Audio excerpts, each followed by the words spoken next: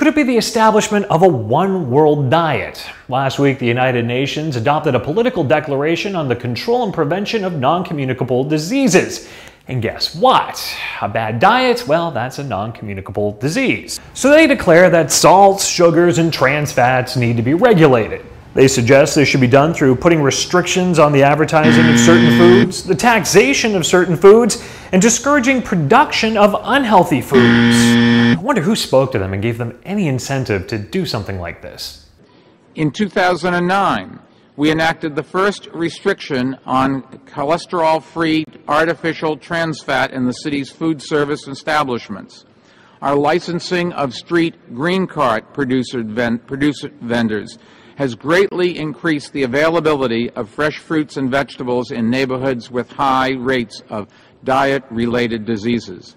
And we've led a national salt reduction initiative and engaged 28 food manufacturers, supermarkets, and restaurant chains to voluntarily commit to reducing excessive levels of sodium in their products.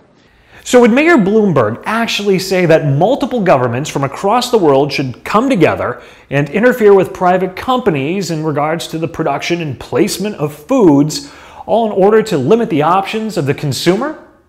Collaboration across borders among national and local governments and agencies is also critical.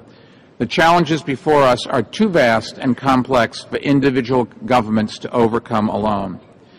But fourth and finally, while government action is not sufficient alone, it is nevertheless absolutely essential.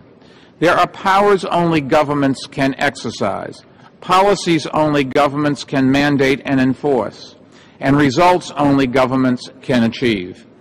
To halt the worldwide epidemic of non-communicable diseases, governments at all levels must make healthy solutions the default social option. That is, ultimately, government's highest duty. If this declaration is followed, we could have a world where there's low sugar, low salt, trans fat-free, regulated foods. Sounds like it's science fiction. Imagining a bleak and flavorless world.